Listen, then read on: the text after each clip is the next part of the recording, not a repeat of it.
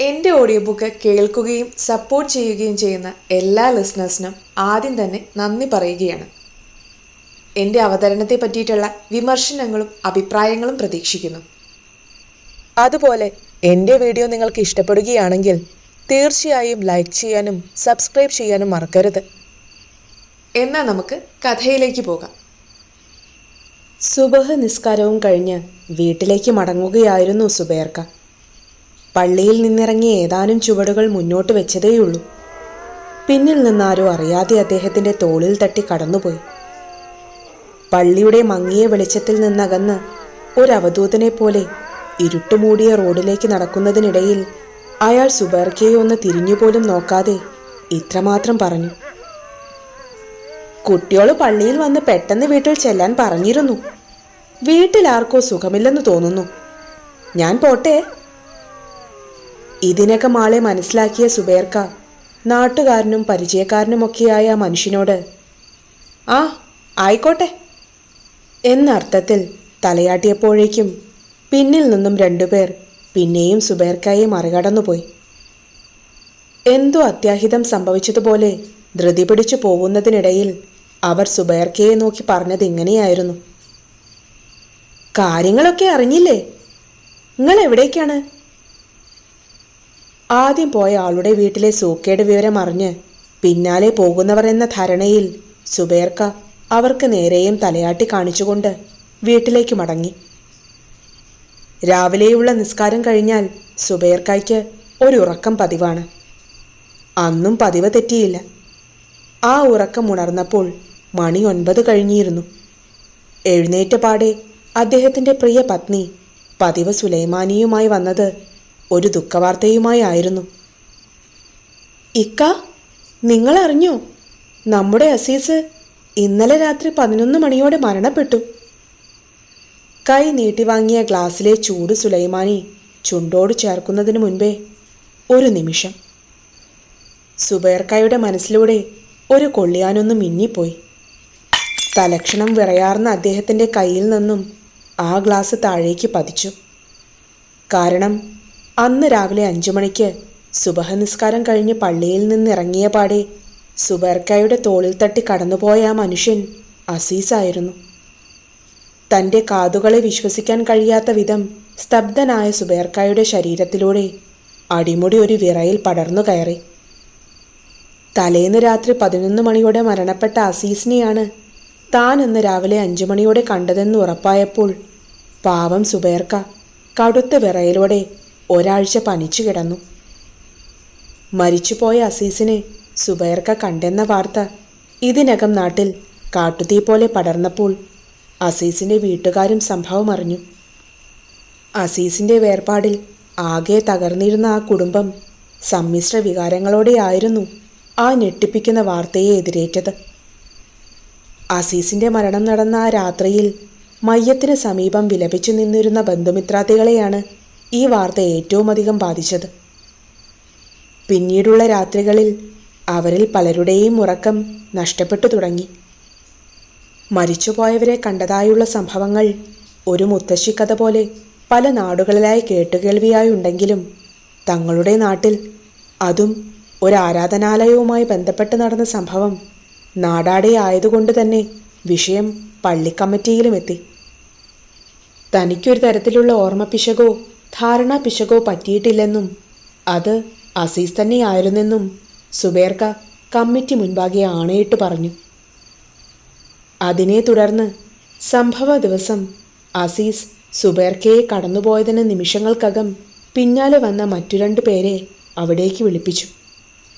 കാര്യങ്ങളെല്ലാം അറിഞ്ഞ അവർ സംഭവ ദിവസം സുബൈർക്ക തങ്ങളുടെ മുൻപിലൂടെ തനിച്ചാണ് നടന്നിരുന്നതെന്നും അദ്ദേഹത്തെ മറികടന്നു പോകുമ്പോൾ തങ്ങൾക്ക് മുൻപിലോ ആ പരിസരത്തോ വെച്ച് അസീസിനെ കണ്ടില്ലെന്നും പള്ളിയിൽ നിന്നിറങ്ങുമ്പോൾ അസീസിൻ്റെ മരണമറിഞ്ഞ് അയാളുടെ വീട്ടിലേക്ക് പോവുകയായിരുന്നു തങ്ങളെന്നും അവർ തറപ്പിച്ചു പറഞ്ഞു. അതോടെ പരിശുദ്ധമായ ഇസ്ലാമിക വിശ്വാസപ്രകാരം പ്രത്യക്ഷത്തിൽ തന്നെ തികച്ചും അസംഭവ്യമായ സംഭവമായിരുന്നിട്ടുകൂടി തൻ്റെ നിലപാടിൽ ഉറച്ചുനിന്ന് സുബൈർക്കയുടെ തെറ്റിദ്ധാരണ അകറ്റാൻ എന്നോണം ആ സംഭവ ദിവസം പള്ളിയിൽ സുബഹ നിസ്കാരത്തിന് വന്ന എല്ലാവരെയും വിളിപ്പിച്ചു. അവർക്കിടയിൽ നടത്തിയ അന്വേഷണത്തിൽ അവരാരും തന്നെ അസീസിനെ കണ്ടിരുന്നില്ല. സുബൈർക്കയടക്കം അവരെല്ലാവരും ഏകാഭിപ്രായത്തിലെത്തിയത് ഒരേ ഒരു കാര്യത്തിൽ മാത്രമായിരുന്നു. അതിവിചിത്രമായ സംഭവമായതുകൊണ്ട് തന്നെ നാട്ടുകാരിൽ നിന്നുയർന്നതും വിചിത്രങ്ങളായ വാദഗതികളായിരുന്നു. അവയിലൊന്നാണ്, അസീസ് അന്നാട്ടിലെ ഏറ്റവും ഇമാനുള്ള വ്യക്തിയായിരുന്നതുകൊണ്ടാണ് മരണശേഷം അങ്ങനെയൊരു ഭാഗ്യം സിദ്ധിച്ചതെന്നും സുബൈർക്കയുടേത് അസീസിന് തുല്യം നിൽക്കുന്ന വ്യക്തിത്വമായിരുന്നതുകൊണ്ടാണ് അവർ തമ്മിൽ കണ്ടതെന്നും. മറ്റൊരു വാദമാകട്ടെ, അസീസ് തൻ്റെ മരണമറിയിക്കാനായി തൻ്റെ വീട്ടിലേക്ക് ചെല്ലാൻ സുബൈർക്കയിൽ പ്രേരണ ചെലുത്തിയതാണെന്നായിരുന്നു. നാട്ടുകാർക്കിടയിൽ പലതരത്തിലുള്ള ഊഹാപോഹങ്ങളും ആശയ സംഘടനകളുമൊക്കെ ഉടലെടുത്തെങ്കിലും അസീസും സുബൈർക്കയും അന്നാട്ടിലെ ഉന്നതമായ ഈമാനുള്ള വ്യക്തികളാണെന്നതിൽ മാത്രം ആർക്കും അഭിപ്രായ വ്യത്യാസം ഉണ്ടായിരുന്നില്ല. ആ ഒരു പ്രാഥമിക വസ്തുതയിൽ തന്നെ തപ്പിത്തടഞ്ഞ് ഒടുവിൽ ഇത് തന്നെയാവാം അവരെ തമ്മിൽ ബന്ധിപ്പിച്ച സുവർണ നൂലിഴി എന്ന അവസാന നിഗമനത്തിലാണ് പലരും എത്തിച്ചേർന്നത്. സമൂഹത്തിൻ്റെ നാനാതുറയിലുള്ളവർ വിഷയം കൈകാര്യം ചെയ്തെങ്കിലും അസീസ് മറഞ്ഞുപോയ ഇരുളിൽ തന്നെ തുടർന്നു. നിഗൂഢമായൊരു ഭീതി സൃഷ്ടിക്കുന്ന ഈ സംഭവം നടന്നിട്ട് ഇന്നേക്ക് വർഷങ്ങളേറെയാകുമ്പോൾ പുത്തൻ തലമുറ ഇതിനെ നോക്കിക്കണ്ടത് മറ്റൊരു രീതിയിലായിരുന്നു. അസീസ് മരണപ്പെടുന്നതിന് ഏതാനും ദിവസങ്ങൾക്ക് മുൻപ് അവർ തമ്മിൽ അങ്ങനെയൊരു കൂടിക്കാഴ്ച നടന്നിരിക്കാമെന്നും സംഭവ ദിവസം ഉറക്കമുണർന്നപ്പോൾ അസീസിൻ്റെ മരണവാർത്ത അറിഞ്ഞ ആഘാതത്തിൽ സുബൈർക്കയ്ക്ക് അതന്ന് രാവിലെ നടന്നതായി തോന്നിയതാകാമെന്ന് ഏറ്റവും സാധ്യതയുള്ള ദെജാവു വാദമാണ് അവർ സുബൈർക്കയുടെ മുൻപിൽ അവതരിപ്പിച്ചത്. എന്നാൽ പ്രസ്തുത ദിവസം രാവിലെ 2 പേർ തന്നെ മറികടന്നത് സത്യമാണെങ്കിൽ അവർക്ക് മുൻപിൽ അസീസ് ഉണ്ടായിരുന്നതും തന്നെ സ്പർശിച്ചതും തന്നോട് സംസാരിച്ചതുമെല്ലാം സത്യമാണെന്നും അത് തൻ്റെ പിഴയ്ക്കാത്ത ഓർമ്മയാണെന്നും പറഞ്ഞുകൊണ്ട് ഒരു നേർത്ത പുഞ്ചിരിയോടെ ഈ വാദങ്ങളെയെല്ലാം കണിശമായി ഖണ്ഡിക്കുകയാണ് സുബൈർക്ക. ഇങ്ങനെ വിവിധങ്ങളായ സാധ്യതകളും ഹാലൂസിനേഷൻ തിയറികളും പല കാലങ്ങളിലായി തൻ്റെ മുൻപിൽ അവതരിപ്പിക്കപ്പെടുമ്പോഴും അന്ന് ആ സുബഹനിസ്കാരം കഴിഞ്ഞ് തൻ്റെ ചുമലിൽ തട്ടി തന്നോട് അവസാന യാത്ര പറഞ്ഞുപോയത് അസീസ് തന്നെയാണെന്ന് സുബൈർക്ക ഇന്നും അടിയുറച്ച് വിശ്വസിക്കുന്നു. അതുകൊണ്ട് തന്നെ ചുരുളഴിയാത്ത ദുരൂഹത അവശേഷിപ്പിച്ചുകൊണ്ട് ഗുപ്തതയുടെ ഇരുണ്ട പുകമറയ്ക്കുള്ളിൽ തന്നെയാണ് അസീസ്.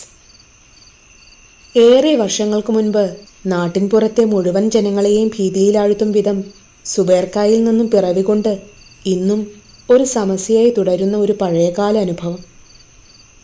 ഇന്നത്തെ കാലത്ത് ഇതൊക്കെ പറഞ്ഞാൽ മാറിയ തലമുറയ്ക്ക് മുൻപിൽ അപഹാസ്യരായേക്കുമോ എന്ന ഭയന്ന് അധികം ആരാലും അറിയപ്പെടാതെയും പറയപ്പെടാതെയും പലരിലൂടെയും മൺമറഞ്ഞു പോകുന്ന പോയ കാലത്തെ പ്രേതാനുഭവങ്ങളിൽ ഒന്നുകൂടിയാണിത്. വർഷങ്ങൾക്ക് മുൻപ് പരിചയപ്പെട്ട തൃശൂർ സ്വദേശിയായൊരു പ്രവാസി സുഹൃത്തിൻ്റെ ഭാര്യാപിതാവാണ് സുബൈർക്ക. ദീർഘനേരം നീണ്ടുനിന്നിരുന്ന അന്നത്തെ ഞങ്ങളുടെ സംഭാഷണത്തിനിടയിൽ എൻ്റെ ജീവിതത്തിലെ നിർണായക ഘട്ടങ്ങളിൽ ഒരു അവധൂതനെ പോലെ കടന്നുവന്ന് നന്മ ചെയ്തു പോയവരെക്കുറിച്ചുള്ള എൻ്റെ അനുഭവങ്ങൾ അദ്ദേഹത്തോട് പങ്കുവച്ചപ്പോൾ ആ സുഹൃത്ത് സുബൈർക്കയുടെ തന്നെ മറ്റൊരനുഭവം കൂടി ഓർത്തെടുത്ത് പറയുകയുണ്ടായി. വർഷങ്ങൾക്ക് മുൻപ് പുണ്യഭൂമിയിൽ പുണ്യകർമ്മം നിർവഹിക്കാൻ എത്തുമ്പോൾ തീർത്തും വികാരനിർഭരനായിരുന്നു സുബൈർക്ക. അതിനിടയിൽ ജനസാഗരങ്ങൾക്കിടയിൽ നിന്നും യാദൃശ്ചികമായി കണ്ടുമുട്ടിയ ഒരു മലയാളി സുബൈർക്കയുടെ മുഖത്ത് നിഴൽച്ചു നിന്നിരുന്ന ദുഃഖത്തിൻ്റെ കാരണം അന്വേഷിച്ചു.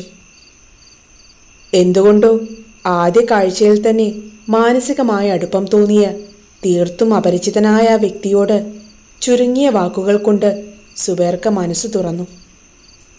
എല്ലാം കേട്ടറിഞ്ഞ് സാത്വിക ഭാവം തുളുമ്പുന്ന ആ മനുഷ്യൻ മുന്നോട്ടുള്ള ജീവിതത്തിൽ അനുഷ്ഠിക്കേണ്ട കർമ്മങ്ങൾ സുബൈർക്കയെ ഓർമ്മപ്പെടുത്തുകയാണ് ഉണ്ടായത്. പ്രവചന സ്വഭാവത്തോടെയുള്ള ആ സംഭാഷണത്തിനൊടുവിൽ തമ്മിൽ പിരിയുന്നതിനു മുൻപ് അദ്ദേഹം ഒരു കാര്യം കൂടി സൂചിപ്പിച്ചിരുന്നു. അത് സുബൈർക്കയുടെ വീടിൻ്റെ ഉള്ളിൽ ഒരു പ്രത്യേക ഭാഗത്ത് ഒരു വിള്ളൽ വീണിട്ടുണ്ടെന്നും അത് നികത്തണമെന്നുമായിരുന്നു. ഒരു നനുത്ത പുഞ്ചിരിയോടെ അത് പറഞ്ഞുകൊണ്ട് മറുചോദ്യത്തിനിട നിൽക്കാതെ അദ്ദേഹം ഒരവധൂതനെപ്പോലെ ജനസാഗരങ്ങൾക്കിടയിലേക്ക് മറഞ്ഞു.